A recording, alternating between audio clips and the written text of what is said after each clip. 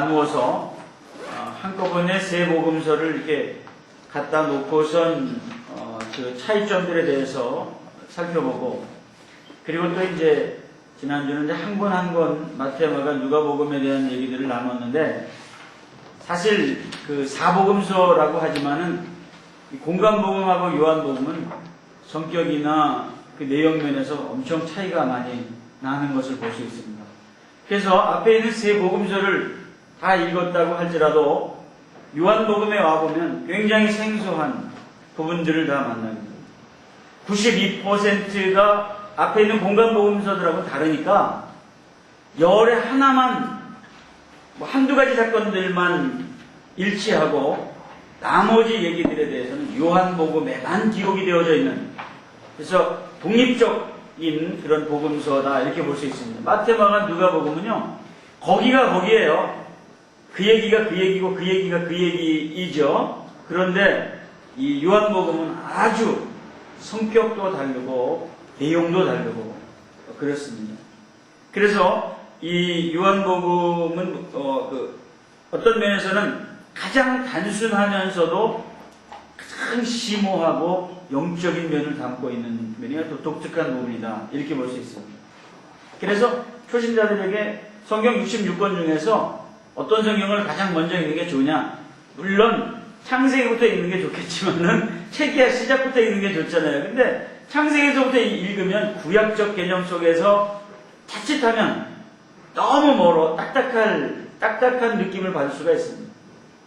그래서 창세기, 출애굽기, 레위기쯤 가면 아주 우리의 삶과는 동떨어진 것 같은 그런 내용들을 만나면서 사람들이 이내 식상하게 되고 구약을 멀리하게 되는 그런 경향을 갖고, 이 성경이 뭐 이래 이렇게 이제 멀어지게 됩니다.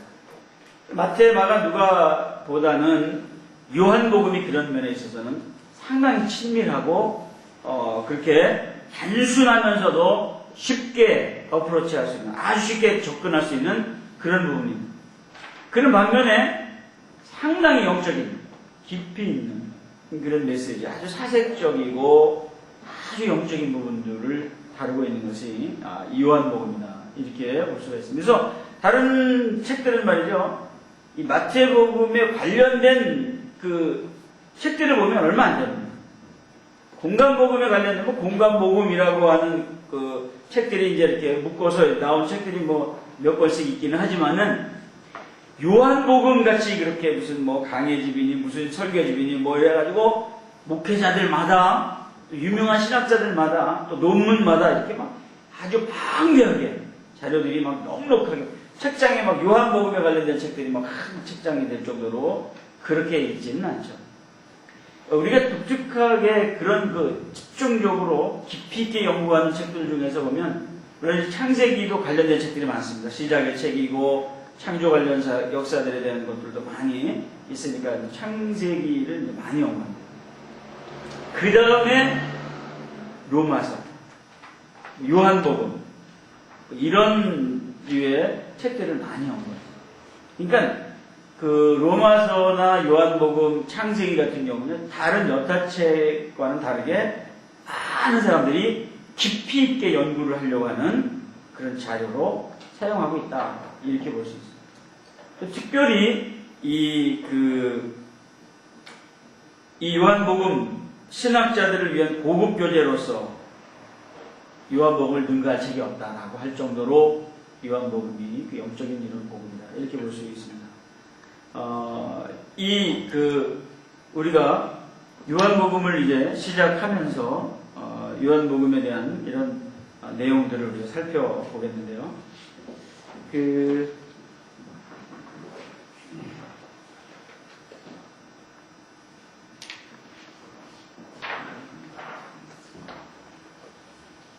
먼저 도표를 보면 말이죠.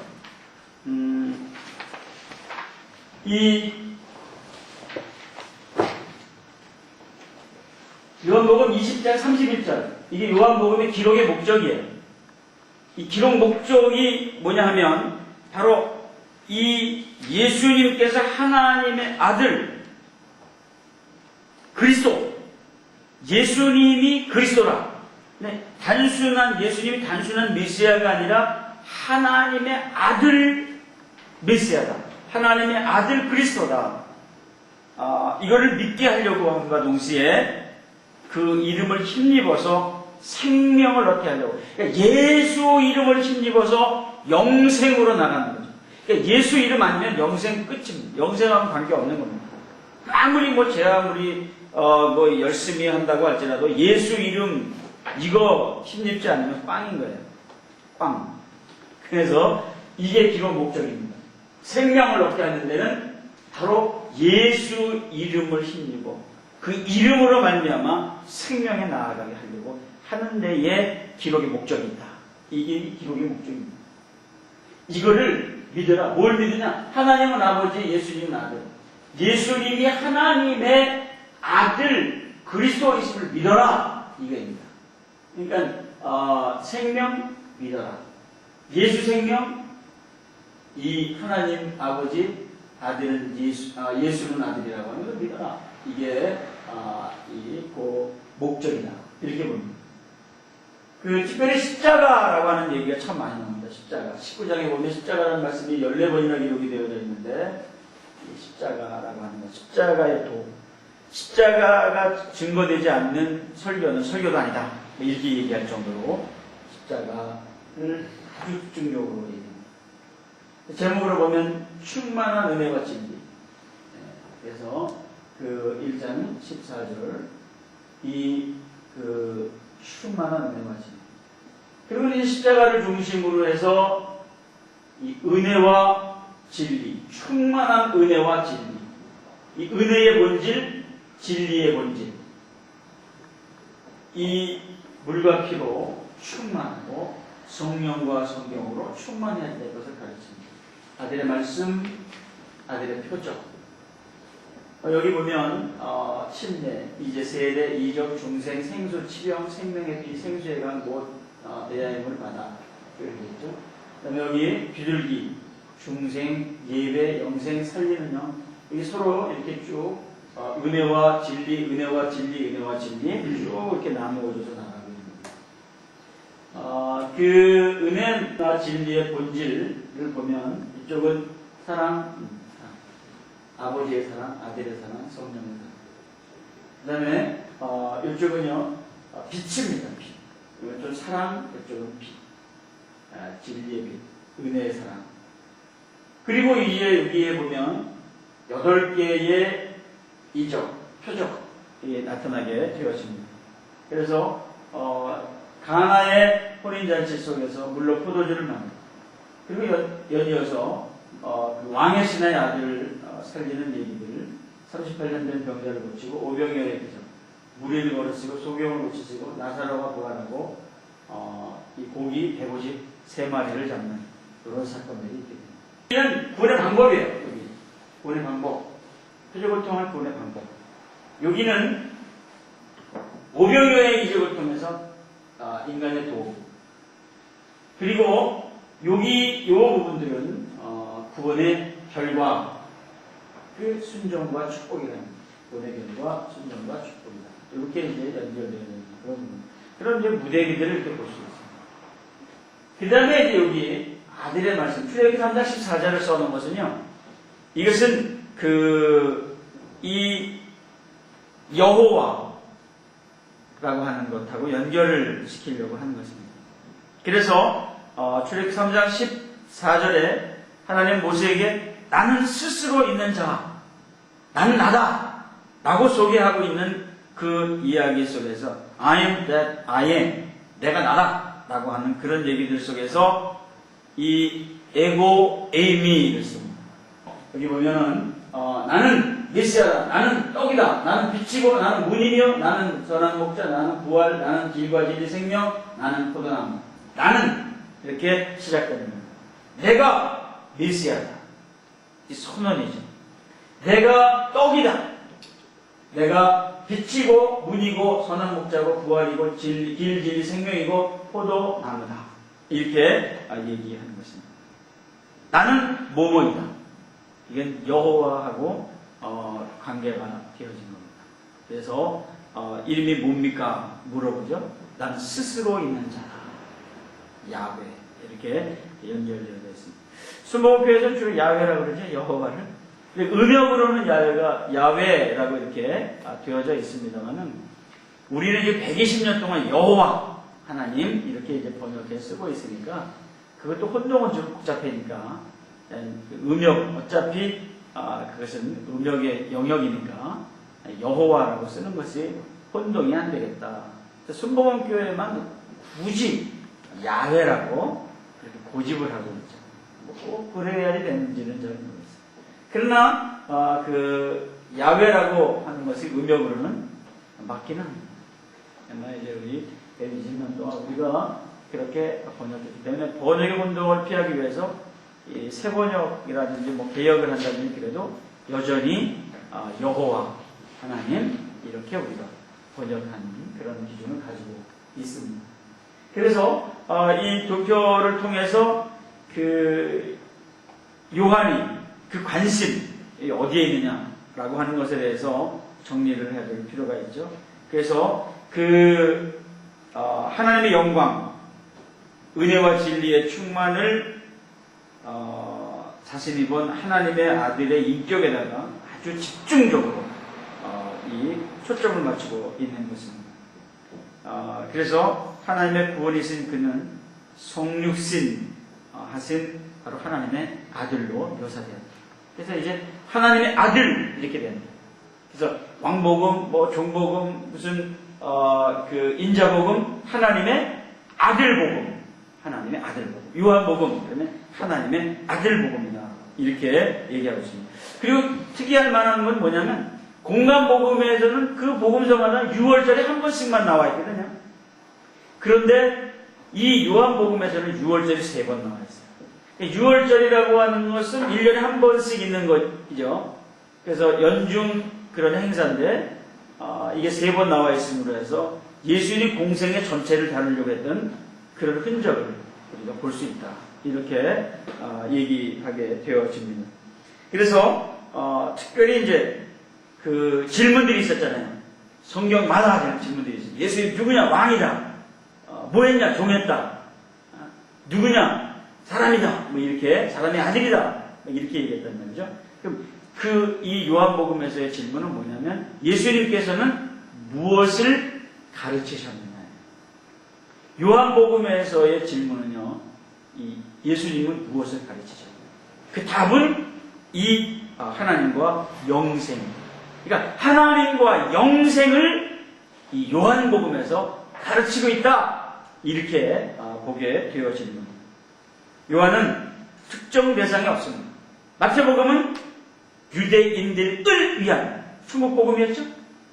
마가복음은 로마인들을 위한 능력복음이었죠. 그리고 이제 누가복음은 헬라인들을 위한 복음. 그러면 이 유대인, 로마인, 헬라인 그럼 여긴 어떤 사람들이냐? 특정 대상이 없는 모든 사람들을 위한 영적 복음이라는 거죠. 영적 복음이다. 그래서 이 모든 세계의 그리스도인들을 향하여 빛을 줍니다. 기록하고 있는 것이 요한복음이라는 말이죠.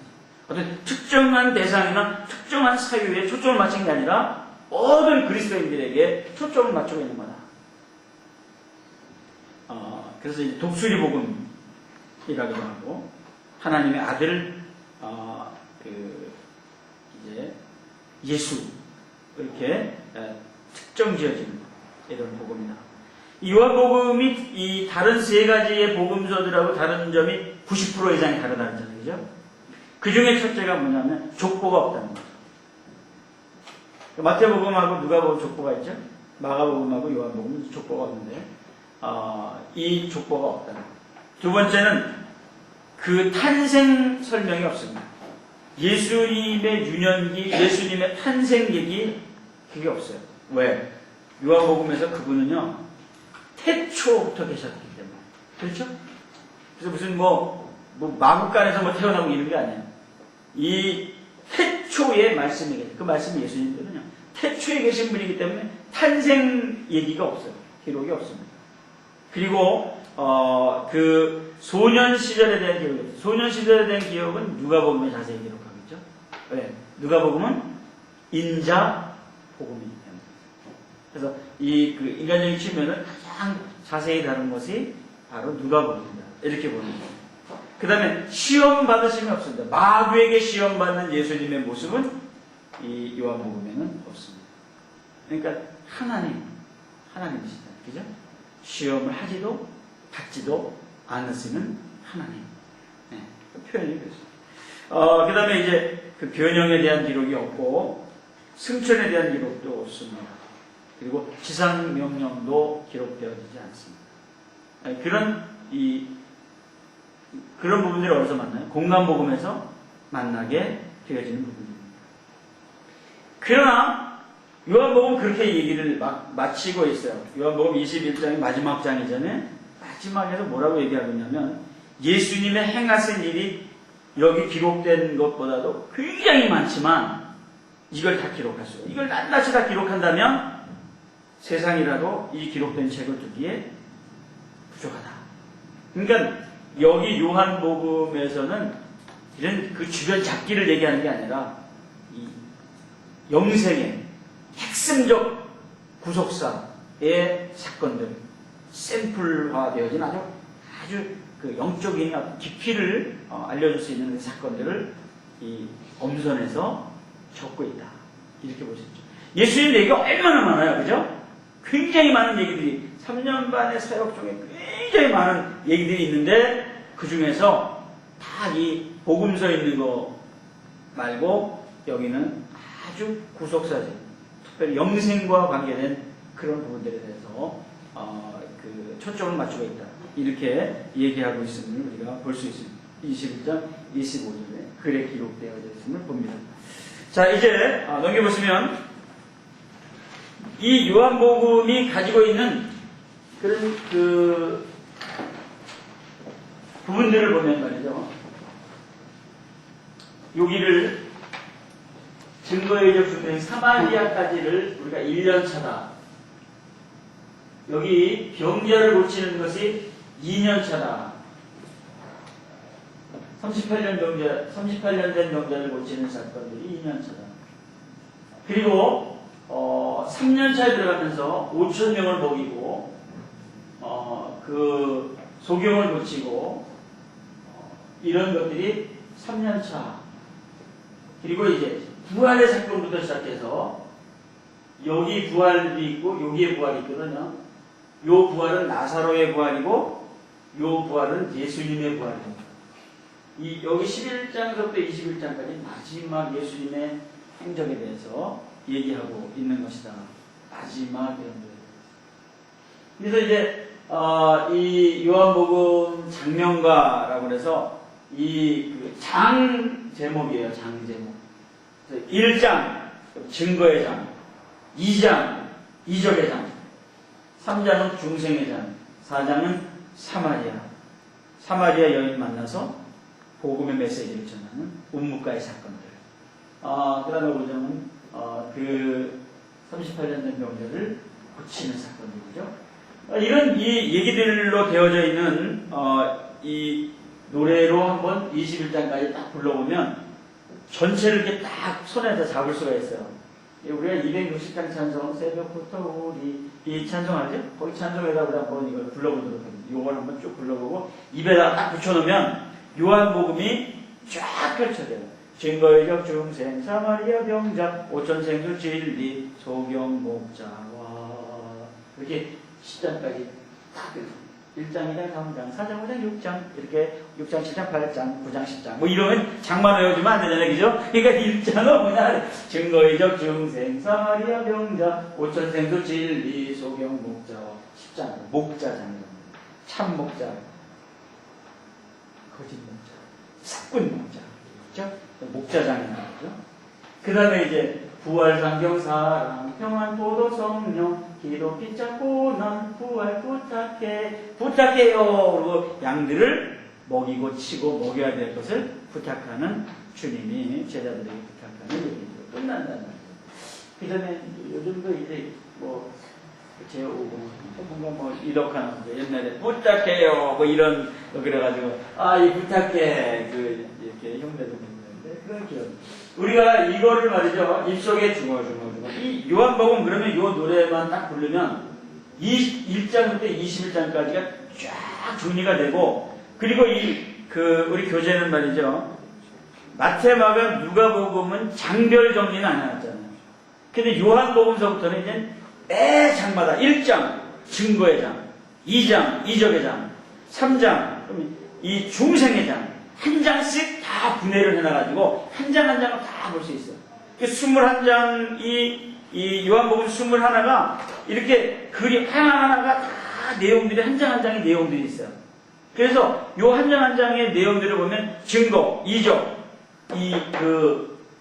중생, 그 다음에 사마리아, 영혼의 승리자. 그래서 운물가에 전도하는 예수님, 전도의 샘플, 뭐 이런 걸 볼 수 있죠. 그 다음에 위대한 의사로서의 38년 된 병자를 치료하시는 놀라운 일들 있죠. 그 다음에 이 떡장은 5장, 6장이 떡장이죠. 6장, 떡장인데, 이 5,000명을 먹이는 사건과 함께 그 떡은 그저 먹고 끝나는 떡이지만 당신은 하늘에서 내려온 산 떡이다. 나를 먹어야 된다. 그래서 그 떡이 바로 말씀임을 가르쳐줍니다. 그 떡장을 만든다. 그 다음에 7장 생수의 강이 내 배에서 넘쳐난다. 생명수장이라고 하죠. 그 다음에 이 8장은 진리의 장, 소경의 장, 목자장, 부활, 상경 어디요? 서울로 가는 거예요. 예루살렘 서울이잖아요. 그죠? 상경. 그 다음에 13장은 사랑장. 우리가 이게 13장 사랑장이면 말이죠. 고린도전서 13장, 히브리서 13장, 요한복음 13장이 다 사랑장이에요. 사랑장. 그리고 평안장. 세상이 주는 평안과 다른 주님이 주시는 평안. 포도나무 비유, 성령의 장, 기도, 이게 대제사장적 기도가 있는 거예요. 예수님의 대제사장적 기도가 있는 거죠. 그 다음에 잡히는 거죠. 이제는 체포되는 거예요. 그 다음에 고난당하시죠? 그 다음에 부활하시죠? 그 다음에 갈릴리, 디베리아, 그곳에서 제자들과 함께 물고기 153마리의 기적과 함께 바베큐, 떡과 생선을 같이 나누는 그런 장면들이 보입니다. 그래서 숯불구이, 떡과 생선을 역시 떡도 그렇고 이 생선도 그렇고 숯불에다가 끓여요. 삼겹살도 숯불에다가 해야죠. 이 맛이 맛있죠. 그래서 이 갈릴리 바다에서의 사건이 있죠. 그래서 여기 이제 1, 2, 3, 이렇게 해가지고 이제 주로 근데요, 이 공간복음의 배경이 되는 그런 사건의 무대는 어디냐면 이쪽 동네예요. 갈릴리를 보시면 이건데 여기 얘기는 별로 없는 거예요. 가나의 이적이라든지 여기 오천생수, 부탁해요 하고 요 얘기밖에 없습니다. 요 얘기. 나머지 얘기는 다 여기에 집중되어 있거든요. 예루살렘을 중심으로 한 사역이라는 거예요. 근데 공간복음은 갈릴리를 중심으로 한 사역이기 때문에 갈릴리 중심 사역하고 예루살렘 중심 사역하고 다르거든요. 그래서 92%나 이 요한복음이 공간복음하고는 다른 부분을 가지고 있다. 이렇게 볼 수 있습니다. 그러니까 사역의 지역이 다른 거예요. 공간복음이 이쪽 동네에다 초점을 맞췄고 요한복음이 이쪽 동네에다 초점을 맞췄다는 거죠. 그래서 동네가 다르다는 거죠. 이렇게 한번 노래 불러보죠. 시작. 증거이적 중생 사마리아 병자 오천생수 진리 소경 목자와 부활 상경 사랑 평안 포도 성령 이도 피찾고 난 부활 부탁해. 그러면서 부탁해요. 딱 끝납니다. 그러면 요한복음이 한 장 한 장마다 그 핵심적 사건들에 대해서 정리가 딱 됩니다. 여러분 이거 여러 번 흐물흐물 해보면 말이죠. 그 부분들에 대해서 잘 정리가 될 것입니다. 그리고 그 그림들이 하나씩 있잖아요. 그 그림들을 통해서 설명이 나타날 수 있는 그런 부분들을 우리가 보게 되어집니다. 그래서 이러한 사건들이 그림 속에서도 볼 수 있는 그런 것입니다. 그래서 요거만 딱 떼가지고, 그래서 전에 신학생들 가르칠 때 요한복음 그러면 요한복음 숙제를 참 많이 내줘요. 신학교에서 요한복음 숙제를 많이 내주거든요. 뭐 장별 제목을 다뤄와라, 장별 제목을 외워라, 장마다 제목을 외워라. 그 뭐 장 제목 그러면 뭐 증거이적 증생 사마리아 병자 쫙 노래 한번 부르면 그냥 딱 외워지니까 뭐 1장이 뭐야, 제목이 뭐야. 그래가지고 정리가 다 안 되거든요. 이거 가지고 숙제 무지하게 많이 했지. 그래서 여기 인천에서도 신학생들이 이거 가지고 이제 숙제를 하고 그랬던 것을 봅니다. 그리고 매 장마다 다 분해를 해놨기 때문에 이거 가지고 신학교 교환을 만들어가지고 요한복음 강의를 한 교수들도 있었어요. 신학교에. 그래서 목사님, 책 하나 만들었어요. 이거 책 갖고 왔어요. 딱 보니까 앞에 뭐 서론하고 뭐 이런 이 기록 연대 장소 목적 이런 것 공간복음하고 관계 이런 것만 좀 써놓고 나머지는 요걸 그대로 갖다가 복사해가지고 교재를 만들어주고 한 학기를 가르치는 거예요, 학생들을. 그걸 만들었다고 갖고 왔더라고요. 그래서 목사님 책 보고 만드는 거예요. 똑같이 만드는 거지. 하여튼 장별로 설명을 해가지고 요한복음이라는 과를 한 학기 동안 21장을 가르칠 수 있는 교재가 충분한 교재가 됩니다. 지난주에 말씀드렸잖아요. 누가복음 종이 한 장 가지고 한 학기를 충분히 가르칠 수 있는 그런 내용들이 그 속에 있다는 거죠. 그래서 그런 자료들을 여러분들이 가지고 있는 거예요. 이미. 그래서 그걸 내 거로만 한다면 무궁무진한 자료들이 만들어져 갈 수 있다. 이렇게 우리가 보게 되어집니다. 자, 그 다음에 그래서 여기 제가 표현하려고 리젠들을 만드는 건데, 여기 이제 1년차는 좀 두꺼운 걸로 만들고, 그 다음에 2년차는 이렇게 점선으로 만들고, 3년차는 이렇게 만들고, 마지막으로 가는 길은 두 줄을 이렇게 만들어서, 오고 가는 길을 1, 2, 3, 4를 갖다 1, 여기 써있잖아요. 1, 이렇게 해서 1. 그 다음에 2, 그 다음에 3, 그 다음에, 요거 3이죠. 이렇게. 그래서, 요런 숫자들을 4, 1, 2, 3, 4. 이게 이제 4년차 얘기들을 묶어놓은 거예요. 좀 다르게 표현을 하려고. 이게 이제, 만약에 이게 컬러로 표현이 된다 그러면 한 4가지 색깔로 1년차, 2년차, 3년차, 4년차 이렇게 딱 해놓으면은 좋겠죠. 그런데 그냥 흑백이다 보니까 이런 리젠들을 사용을 한 거죠. 근데 뭐 또 그렇게 해줘도 설명 안 해주면 이 점선이 뭔지 붉은 선이 뭔지 잘 모르죠. 자, 이제 개관도표를 보도록 하겠습니다. 이 개관도표를 보면은 말이죠. 전능하신 하나님, 독수리, 그리고 독수리는 단지파의 문장입니다. 단지파. 그리고 여러 사람을 위한 영적인 부분, 영원, 영적 이런 부분들을 이제 여기다가 요한복음 개관 요한에다 쭉 이렇게 써놓는 거죠. 그래서 우리가 뭐 왕복음, 사자, 이렇게 유다, 이렇게 써놨던 것처럼 하나 딱 나오면 쫙 이렇게 연결되어 있는 그런 자료들을 써놓은 것입니다. 요한복음만 가지고 있는 게 몇 프로라고요? 92%라고요. 92%가 요한복음. 8%는 공간복음하고 같은 얘기를 적고 있다. 8개의 이적 기사 중에 2가지는 공간복음에 있는 거고 6개는 요한복음에만 있는 거예요. 이적 기사는. 우리가 이제 그렇게 적는 거예요. 그 다음에 이제 5부로 나눠져 있는데요. 여기가 1부, 2부, 3부, 4부, 그리고 여기 5부. 여기 5부예요. 여기 적어놓으세요. 1부는 말이죠. 1장 1절에서부터 18절까지가 1부예요. 1부. 서론 부분이죠. 그 다음에 2부는 1장 19절에서부터 4장 54절까지. 여기가 아들의 출현입니다. 이게 2부입니다. 그 다음에 3부가 5장서부터 시작해서 5장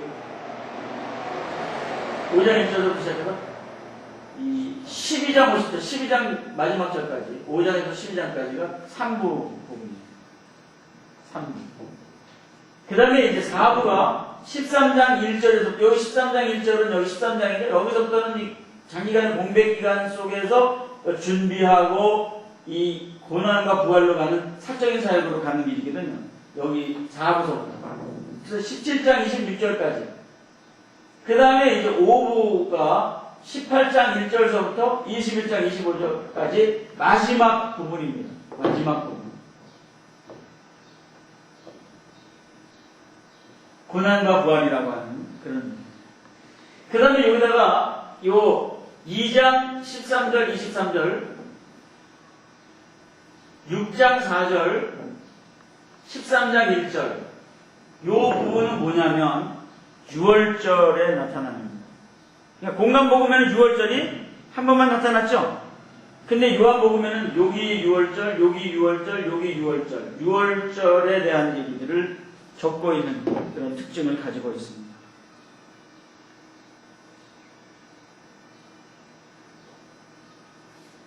예수님이 하나님의 아들이라고 하는 공적 사역과 이제는 예수님께서 그 마음을 사람들에게 나누어주는 예수님의 마음을 알 수 있는 예수님의 사적인 사역적인 부분들로 이렇게 오게 됩니다.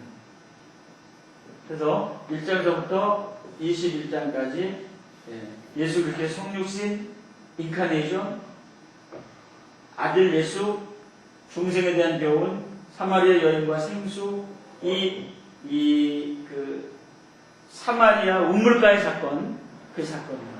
그 다음에 위대한 의사, 38년 된 병자를 고치죠. 생명의 떡장이죠. 초막절 예수, 생수의 장이죠. 진리, 빛, 선한 목자, 이제 마지막 사역으로 들어간 거예요. 여기 11장서부터는. 그 다음에 12장 예루살렘 일성하죠. 그 다음에 예수님의 큰 사랑, 사랑장이죠. 14장 아버지의 집, 제자들을 교훈하고 예수님의 약속과 예수님의 중보기도가 있습니다. 13장부터 17장까지는 요거는 예수님의 심장이라고 일컬어지는 이 독특한 그런 부분들입니다. 그리고 베드로의 부인, 가상칠험, 부활의 표적, 갈릴리 바다 사건 이렇게 되어져 있습니다. 이런 그 사건들을 통해서 이제 그 간단 명료한 문체이지만 심오한 사상을 담고 있는 이런 그 요한복음이 예수가 메시아이심을 부인하는 이단 사상들을 불식시킵니다. 예수님이 메시아다라고 하는 사실을 부인하는 이단 사상. 그리고 예수가 로고스이심과 성령의 사역을 강조할 목적으로 예수님이 말씀 그리고 성령의 사역을 강조할 목적으로 기록이 됩니다. 예수님이 바로 말씀. 태초에 말씀이 계십니다. 그 말씀이 하나님과 함께 계셨다. 그 말씀이 하나님과 함께 계셨던 그 말씀이 누구냐? 예수님이라는 거죠. 그걸 설명합니다. 예수님의 신성이 강조되고 대화와 변론과 상징적 표현들이 있습니다. 공간복음에 나오지 않는 새로운 사실들을 많이 담고 있는데 92%가 공간복음에는 없는 여기만 있는 얘기다. 이렇게 봅니다. 자, 그 다음에 그 옆에 보시면은 예수님의 7대 표적과 7대 선언이 있죠. 7대 표적. 여기 보면 물로 포도주를 만드는 생활의 기쁨, 사랑의 교제, 생활의 기쁨. 그 다음에 왕의 신하의 아들을 고치는 사장의 얘기는 가정의 위로. 가정의 위로. 그리고 38년 된 병자를 고치는 5장은 죄에서 해방. 죄에서 해방입니다. 그리고 5,000명을 먹이는 이 6장의 사건은 말이죠. 인간의 도구를 사용하십니다. 생활의 유지, 부양. 생활의 유지. 먹어야 살잖아요. 그죠? 말씀만 듣고 그냥 밥 안 먹어도 사는 거예요. 빵을 먹어야지. 그죠? 그 다음에 물 위를 걸으세요. 6장. 요거는 위기의 원조. 소경을 고치는 사건이죠. 이건 생명의 빛. 11장에 보면 나사로를 다시 살리는 사건이 있습니다. 이것은 생명의 구원.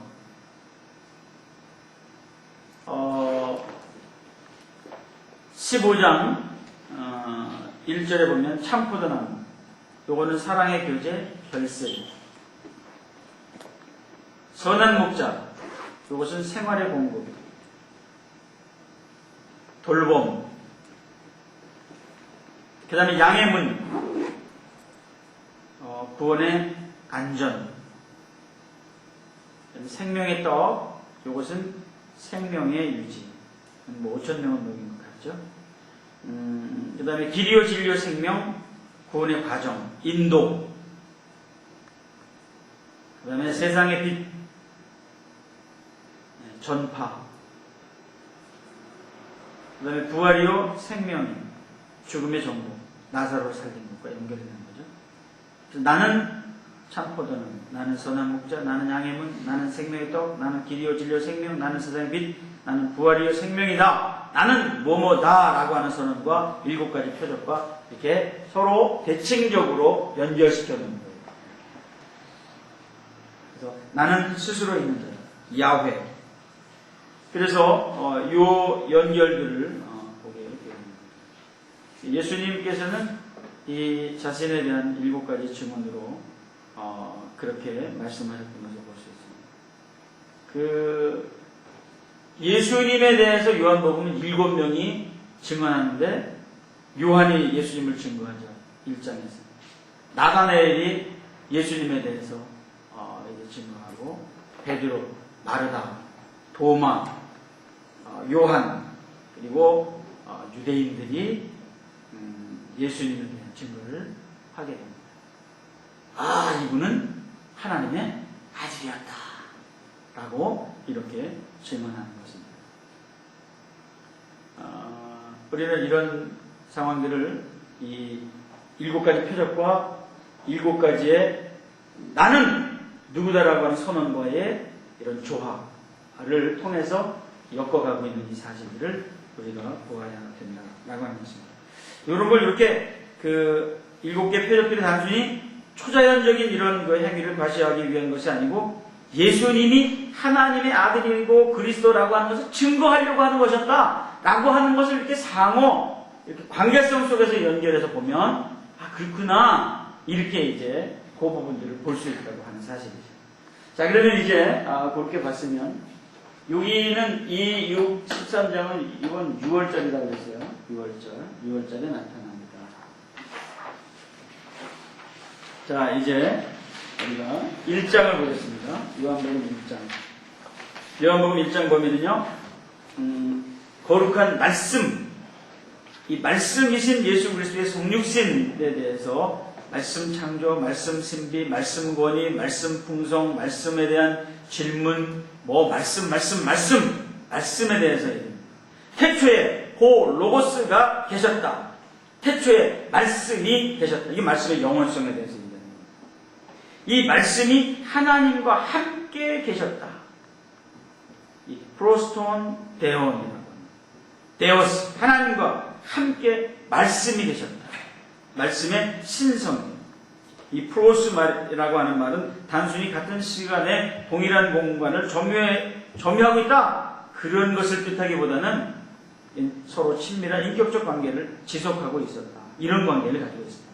함께 있었다. 그러니까 지금 함께 있다면 이 정도가 아니라 이것은 그 인격적 관계를 지속적으로 가지고 있었다라고 하는 의미를 갖는다. 그 다음에 만물이 그로 말미암아 지은 바 되었다. 그가 누구예요? 말씀. 말씀으로 만물이 지은 바 되었다. 말씀의 활동 영역입니다. 그러니까 말씀으로 만물이 만상이 지은 바 되었다. 그죠? 창조를 뭘로 했어요? 말씀으로 창조했다. 그래서 이 그리스도와 피조물과의 관계를 잘 표현하는 그런 의미입니다. 하나님과 더불어 그리스도께서 창조 사역에 참여하셨습니다. 그러니까 이 말은 무슨 말이냐면 예수님이 피조물이 아니다라고 합니다. 예수님은 창조자다. 이렇게 얘기합니다. 근데 여호와의 증인 뭐라 그래요? 예수님은 피조물이다.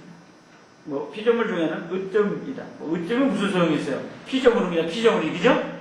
그러니까 야훼 하나님, 여호와 하나님, 여호와의 증인은 오직 여호와만 하나님이다. 예수님 하나님 아니다. 성령님 하나님 아니다. 이게 여호와의 증인의 주장이거든요.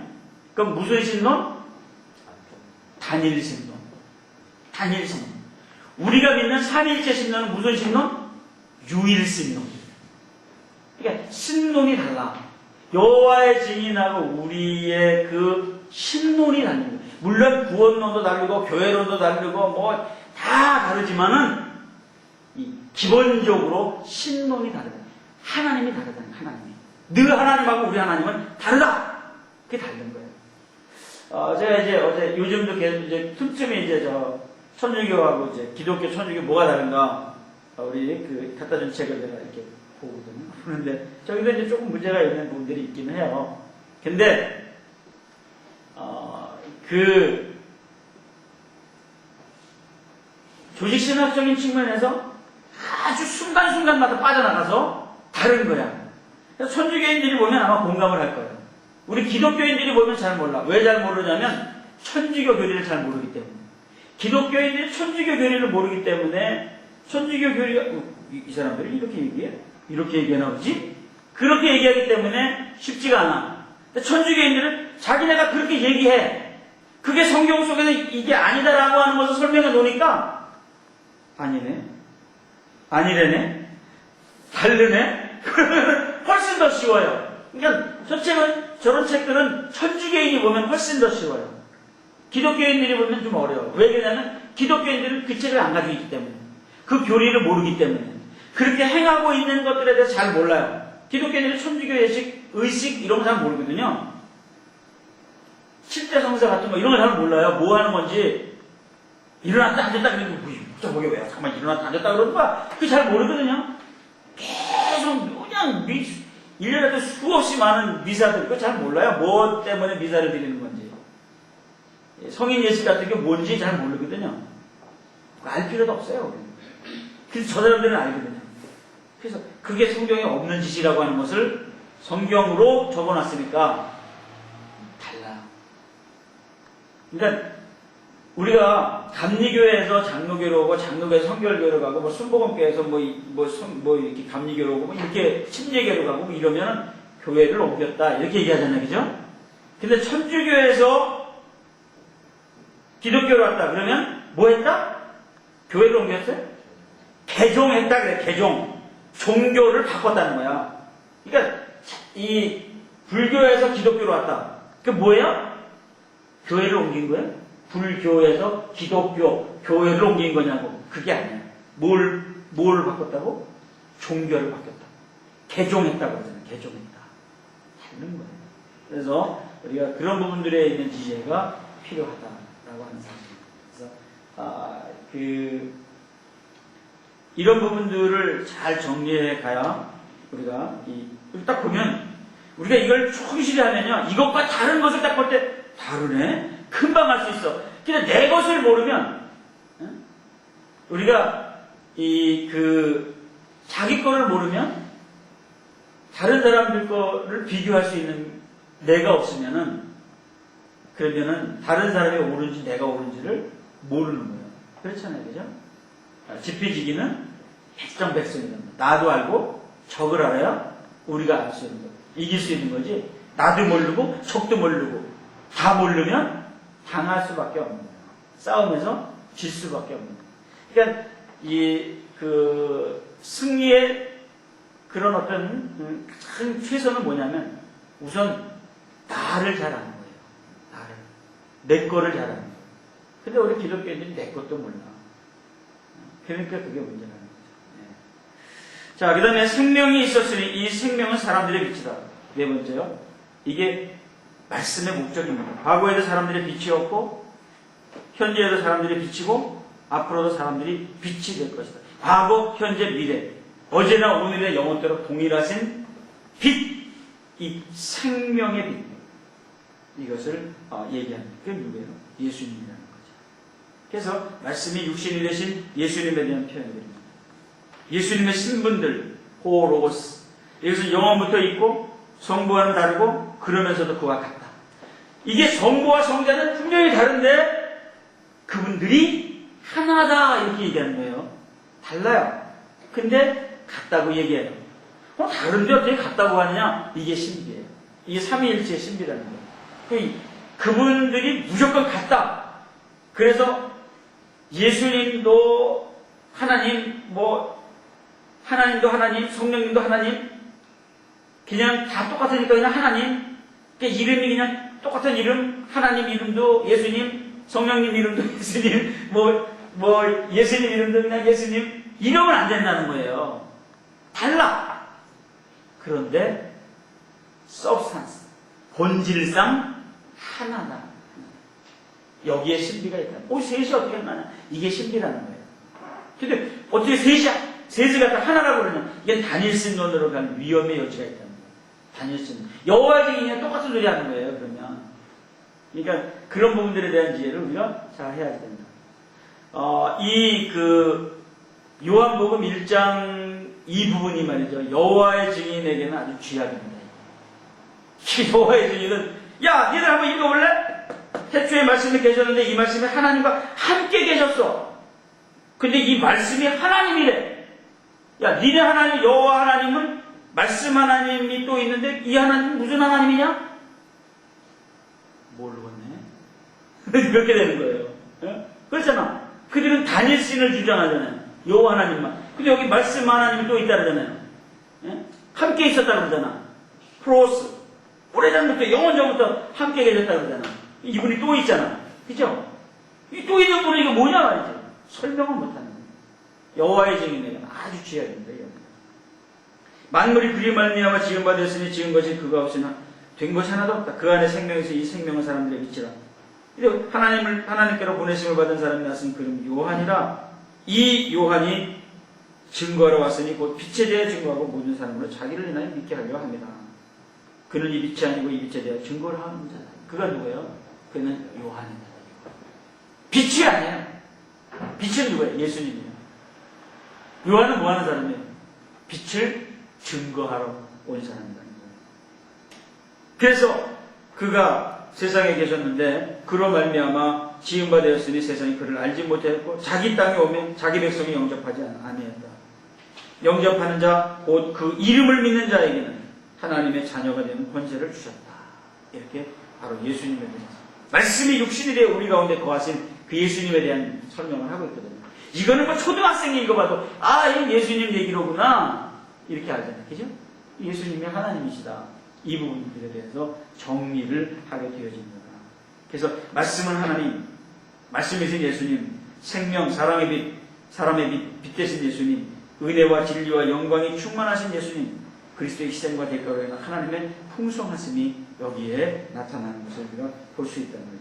그래서 아버지의 독생자의 영광이요 은혜와 진리가 충만하더라. 그 영광을 보니까 그렇더라. 이렇게 설명하고 있는 겁니다. 그 다음에 이제 요한의 증거를 뭐예요? 너 누구냐? 이 제사장과 레위인들이, 유대인들이 이 요한도 너 누구냐? 너 엘리야냐? 선지자냐? 아니라. 자기는 아니야. 뭐하러 온 자야? 증거하러 온 자에 불과하다. 너 뭐냐? 야, 이거 아무것도 아닌데 너 왜 세례 주고 있어? 왜 침례 주고 있어?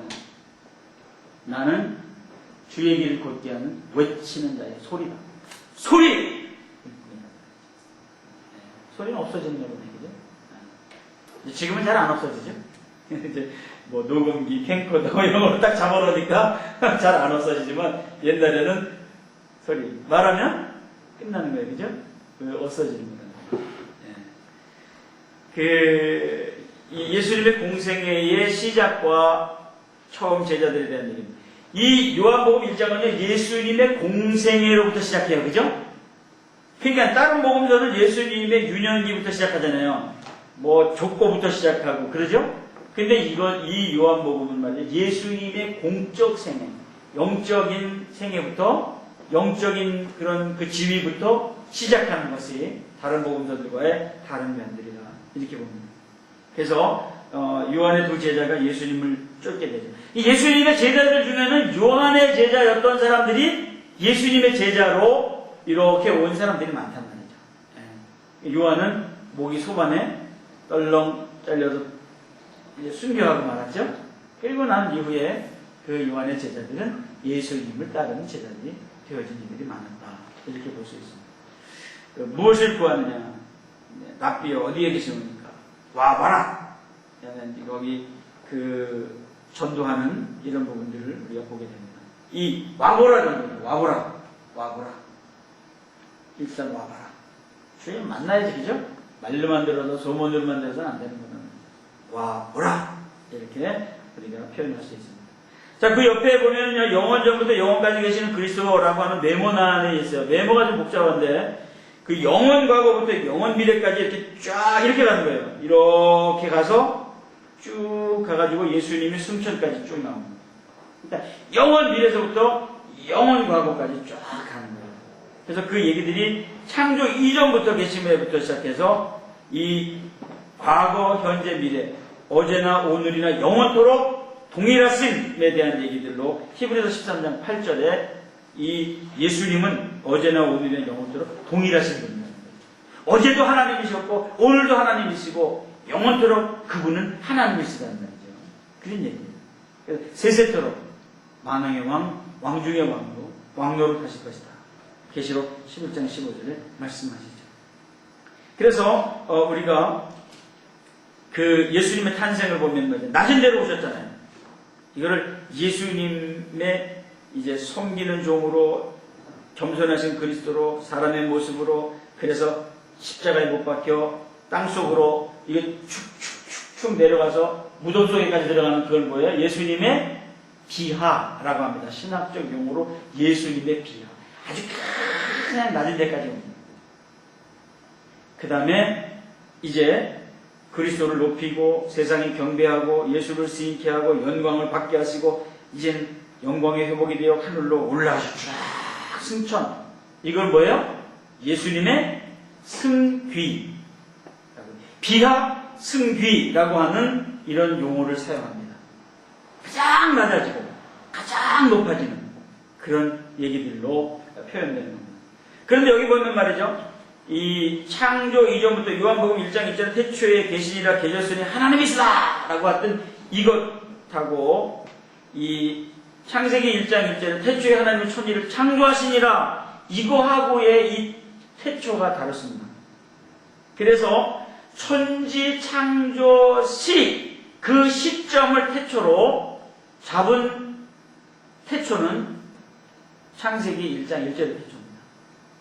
그리고 천지창조 이전 과거의 영원 과거의 태초를 이야기하고 있는 것이 요한복음 1장 1절의 태초입니다. 그래서 요한복음 1장 1절의 태초와 창세기 1장 1절의 태초 어느 게 앞에 있는 거냐면 요한복음 1장 1절의 태초는 이만큼 앞에 있는 거고 창세기 1장 1절의 태초는 이 천지를 창조하는 천지 창조 시를 태초로 잡은 거예요. 브레시트를 잡는 거죠. 그래서 그런 부분들이 태초라는 말은 이 성경의 첫 번째 단어였고 또 논란이 많은 단어이기도 하지만 이 단어는 신구약 전체를 통해서 한 15번 정도 나타납니다. 이 태초라는 말이 히브리어로 5개, 헬라어로 1개. 근데 이제 헬라어로는 아르케라고 하는 통일된 단어를 사용하거든요. 근데 그 히브리어는 여러 가지 단어로 사용하고 있는 것을 볼 수 있습니다. 우리가 이런 부분들에 정리를 좀 태초에 성부 성령과 함께 우주 창조 안에 계셨다. 만물이 바로 그 안에 함께 섰고 다 지으셨다. 여기 태초 창조에 대한 그런 관조들이 쭉 있죠. 그래서 그런 걸로 보면 바로 성부 성자 성령 삼위일체 창조론에 대해서 정의가 그 관조를 통해서 될 것입니다. 자, 이제 우리가 요한복음 시작을 태초로 시작을 하기 때문에 이 창조 이전 태초에 대한 것으로부터 거슬러 올라가 그 얘기를 정리해 그 메모 안에다가 해놓은 것을 말이죠. 자, 이제 2장에 보세요. 2장 보면 2장으로 넘어갑니다. 2장 딱 넘어가면 가나 혼인잔치에 예수님의 첫 번째 이런 사람의 아들 인자 예수 여기 2절에 담기죠. 가나 혼인잔치를 쭉 보면 분해를 해놓은 거예요. 마리아, 예수님, 하인들, 연회장 요 관계들 속에서 대화를 이렇게 묶어놓은 거예요. 그러니까 이 요한복음을 보면 말이죠. 뭐 이 복음도 다 마찬가지고 신약성경 이제 뭐 서신서로 가면 뭐 대화가 별로 없지만 편지글이니까 이 복음서에 아주 집중적으로 대화 묶기를 여러분들이 해놓고 성경을 보지 않으면 요 주고받는 이런 얘기에 대해서 우리가 확실하게 그 논지를 잡기가 어려울 때가 많습니다. 그래서 우리가 이제 이 복음서 같은 경우는 설교 많이 하고 뭐 자주 만나는 거잖아요, 그죠? 그 대학교에 딱 들어보고 딱 들고 있으면요, 이 사람이 지금 그 단원을 잘 잡았는지, 대지소지를 잘 잡았는지, 설교의 본문을 잘 잡았는지, 그리고 그 얘기의 그 진위를 알고 있는지, 얘기의 대화의 시작과 끝을 알고 있는지 다 파악할 수 있어요. 엉뚱한 소리 하는 사람이 얼마나 많은지 몰라요. 그러니까 대화도 막 끊어먹을 수 있고 본문도 엉터리로 잡는 거고요.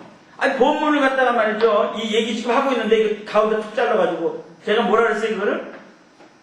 무슨 장수? 생선 장수. 거두, 절미하고 머리 띄고 꼬리 띄고 가운데 토막만 갖다 놓고선 이게 무슨 생선인지 어떻게 알아요? 여러분 가운데 토막만 딱 갖다 주면 이게 고등어인지 뭔지 알아요? 참치인지 고등어인지 알아요? 모르죠? 머리도 있고 꼬리도 있고 생긴 데가 같이 딱 봐야지 이게 고등어인지 참치인지 무슨 뭔지인지 알 거 아니야 이게, 그죠? 이게 다 잘라버리고 그냥 생선 살만 한 덩어리 딱 갖다 주면은 이게 무슨 생선인지 이게 제목을 알 수가 없잖아, 생선 이름을. 마찬가지는 말이야. 성경 말씀도 시작과 끝과 이 한 패러그램, 한 단락 속에서의 전후 문맥을 통해서 분명하게 전달되어야 되는데 이거 다 잘라먹고 이거 다 띄어먹고 이거 막 엉뚱하게 붙여놓고 벌써 잡은 거 보면 알아요. 본문 딱 잡은 거 보면 생각이 없이 잡는 거기다가 그 프리즘 맥 성경이나 뭐 이런 성경들을 보면 말이에요. 우리 이 개역 성경은요 받침표가 하나도 없어요. 이 지금 문장이 1절에서 맞췄는지 2절에서 맞췄는지 3절에서 맞췄는지 마침표가 있어야지 한 문장이 그 센텐스가 딱 건져질 거 아니에요. 그게 없는 거야. 그러니까 글이 문장이 다 맞춰지지도 않았는데 그냥 1절에서 끊고 2절에서 끊고 그냥 본문 한 2절만 읽고 근데 마침표는 세 번째 절에 가서 있네? 그럼 뭐예요? 말도 끝나기도 전에 잘라버렸다는 거 아니야. 본문을. 그게 안 된다는 거예요. 그러니까 우리가 이 복음서 특히 대화묻기를 하고 봐야 된다. 대화묻기 철저하게 여러분 대화묻기라고 하는 것은 얼마나 중요한 것인데 대화묻기를 먼저 해놓고 가야 된다. 내가 요즘 숙제조사를 안 해가지고 대화묻기를 하는지 안 하는지 나 잘 모르겠어요. 근데 대화묻기 하세요. 대화묻기 해놔야 된다.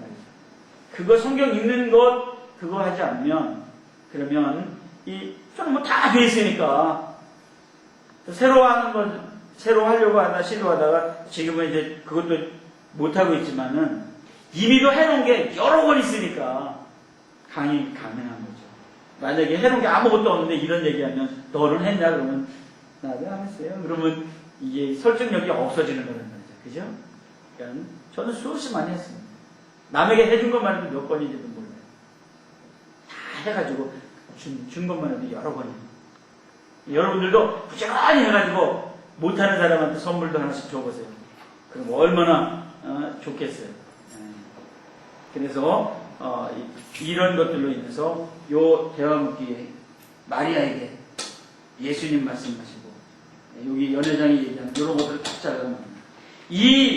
그 혼인잔치의 표적을 보면 말이죠. 이 색의 변화, 맛의 변화, 위치, 용도, 가치, 표적의 결과까지 쫙 정리가 되어 있어요. 이것만 딱 보면 말이죠. 아, 이거 가나 혼인잔치 이런 교훈이로구나. 딱 건질 수 있잖아요. 첫 번째 6월절과 성전 청결의 사건이 있죠. 첫 번째 6월절. 6월절이 3번 있다고 그랬죠. 그죠? 3번 중에 첫 번째 거랍니다. 예수님께서 성전에서 소와 양과 비둘기를 팔고 돈 바꾸는 사람들이 앉아가지고 보고 집 오픈돼요. 성전 청결과 그 반응을 분석하는 거죠. 이때에 예수님 말씀이 참 재밌죠. 야, 성전 헐어버려. 그럼 내가 사흘 만에 지을 거야. 무슨 소리 하고 있어? 이거 몇 년 동안 공사판 벌렸다고요? 46년 동안 지금 공사판 벌리고 있는 거거든요. 근데 어떻게 이거를 사흘 동안에 일으키냐 말이에요. 40개 뻥도, 이 사람이 뻥을 쳐도 이게 분수가 있지, 무슨 이런 뻥을 치냐면, 제자들이 믿었을까요? 우리 선생님 뻥이 좀 지나치네. 과장법을 써도 그렇지, 어떻게 46년 동안 공사한 것도 다 헐어버리고서는, 야, 허는데도 몇 년 걸리겠다, 그죠? 그렇지 않아요? 성전 46년 동안 지금 공사, 그거 며칠 걸렸어요? 그거, 야, 헐만 해줄게. 무슨 뻥, 뭐 그런 뻥 어디가 있어? 제자들도 하다니까요? 근데, 사람들이, 유대인들이, 우리가 46년 동안 지었는데 3일 동안 일으켜? 뻥도 시네. 거기 성경에는 뻥도 시네. 뭐, 그게 안 써있죠. 그 사람들 생각이 그랬을 거야, 아마. 제자들은 말이죠. 성경 말씀을 기억해요. 주의 전을 사모하는 여수의 날을 삼기다. 이게 즉시 이해하지 못하고 부활하신 후에야 이런 얘기합니다. 십자가, 베드로도 십자가를 이해를 못해요. 예수님이 십자가에 달리시는 그 시간까지도 십자가 왜 달려야 되는지, 선생님이 이렇게 죽어 이해가 안 돼서 다 도망가 버렸다니까. 제자들도 다 십자가의 도에 대해서 이해를 못했어요. 언제 이해한 거예요? 성령이 임하고 비로소 그리고 그때 가서 깨닫게.